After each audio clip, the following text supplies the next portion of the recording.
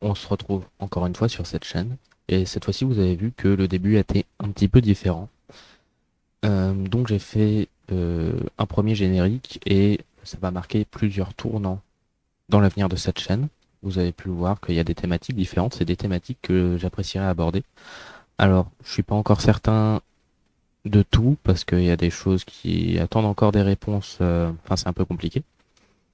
Mais aujourd'hui, on va se pencher sur de l'histoire. Et c'est quelque chose que j'ai pas encore fait sur la chaîne. Pour l'instant, c'est vraiment basé gaming, mais je pense que ça peut être mieux si on se diversifie sur d'autres choses que le gaming. Et donc, j'avais envie de parler d'histoire. On connaît tous l'histoire de la Seconde Guerre mondiale. Et on connaît tous aussi la ligne Maginot. Donc la ligne Maginot, c'est une ligne défensive de la France qui a été construite entre 1928 et 1940 par André Maginot, qui a donc donné son nom à cette ligne défensive. Alors quand elle sort, c'est une pépite. C'est toutes les dernières technologies dans des bunkers sur toute une ligne. Les Allemands signent des traités avec les Soviétiques et envahissent la Pologne. Poland, September 1939. Pour l'instant, les Français et les Anglais ne réagissent pas. Les Allemands, à qui on avait dit de se calmer, qui commencent à foutre un peu le boxon. Et l'Angleterre et la France, qui sont à côté et qui regardent. This is fine. Les Allemands viennent donc par les Ardennes et commencent à envahir la France.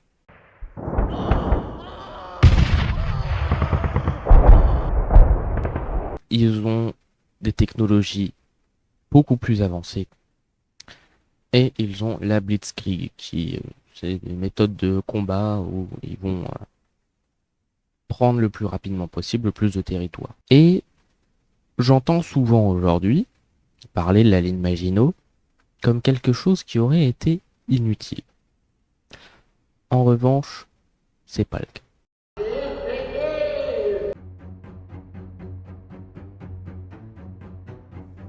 La ligne Maginot, on s'imagine qu'elle, en général, qu'elle va en Alsace et voilà jusqu'à à peu près en Suisse. Sauf que c'est pas le cas. Elle s'étend jusqu'à la frontière italienne, jusque dans les Alpes.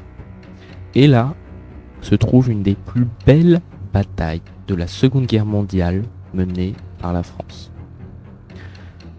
Donc, après l'offensive allemande, il y a quasiment la moitié de la France qui est prise, et là l'Italie déclare la guerre. C'est le 10 juin 1940, elle déclare la guerre à la France.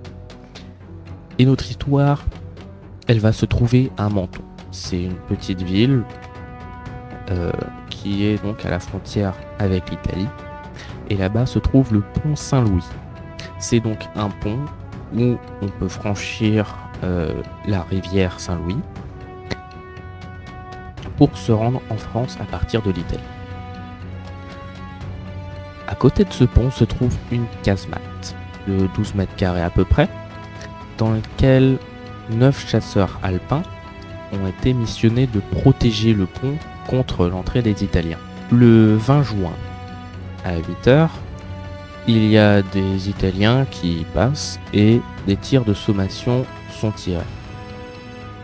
Un peu plus tard, une quinzaine de soldats italiens débarquent dans un édifice de l'autre côté du pont. Encore plus tard, plus de 200 Italiens arrivent. Le début des hostilités commence. On a des obus,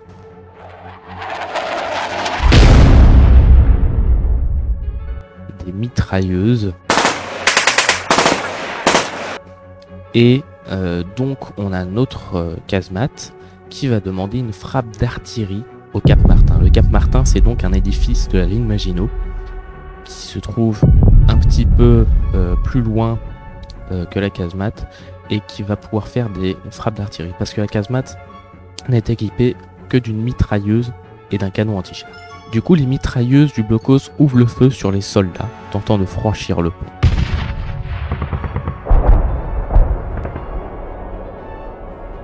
La mitrailleuse s'enraille et un autre soldat tire alors avec le canon anti-char sur une barrière, histoire d'essayer de faire reculer les Italiens. Pendant ce temps, la mitrailleuse reprend son raffut infernal contre les Italiens. L'artillerie française commence à pilonner la position. Les Italiens se replient. Des soldats italiens reviennent avec un drapeau blanc pour récupérer les blessés.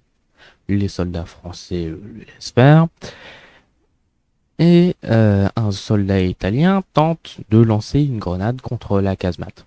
Grave erreur, parce que là, tu viens d'énerver des chasseurs alpins. Pas content du tout. Donc le soldat au poste du canon anti-char, par réflexe, fait feu contre le malheureux qui perd la vie.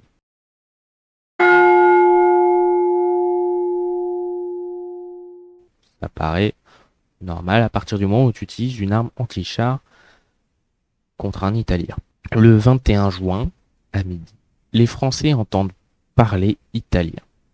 Plusieurs Italiens tentent de passer et trépassent devant le blocos français tenu par ces 9 chasseurs alpins.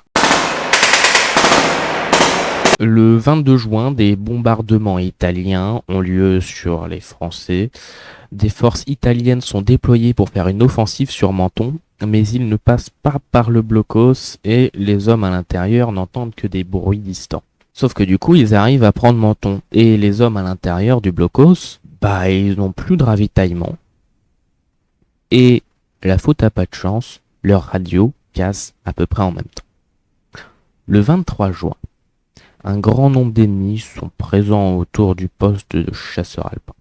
Les Français lancent l'offensive. Ils mitraillent les Italiens, leur font offrande de grenades dégoupillées. Les Italiens subissent de nombreuses pertes.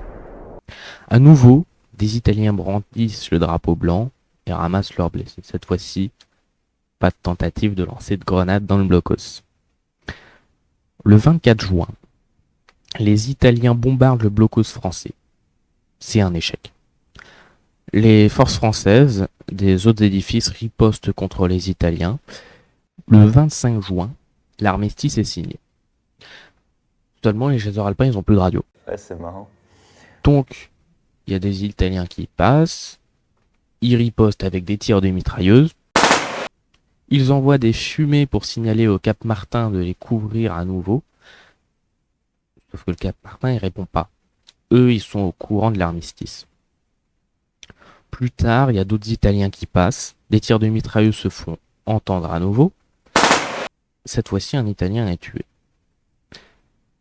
Les soldats, face aux Italiens qui tirent pas en retour, décident de tirer cette fois-ci au-dessus d'Italiens qui passent. Ils fuient. Et un peu plus tard, du coup, il y a de nouveau un drapeau blanc qui est hissé par les Italiens. Après ça, 150 soldats italiens sont envoyés avec une fanfare et ils marchent en direction du point français pour leur faire comprendre que la guerre est finie. Du coup, il y a le responsable de la casemate qui va sortir de son poste, couvert par ses camarades dans le blocos qui sont toujours avec les Italiens en ligne de mire, et il apprend l'armistice. Il apprend en même temps qu'ils ont fait face à plus de 3000 Italiens. 3000 Italiens contre 9 Français dans un blocos de 12 mètres carrés avec une mitrailleuse et un canon anti-char. Les 9 chasseurs alpins, ils seront reconnus après par leur acte de bravoure, autant des Italiens que des Français. Je trouve cette histoire magnifique et elle montre bien l'acharnement français au combat. C'est pas pour rien qu'on est ceux qui ont gagné le plus de guerres dans le monde jusqu'à aujourd'hui.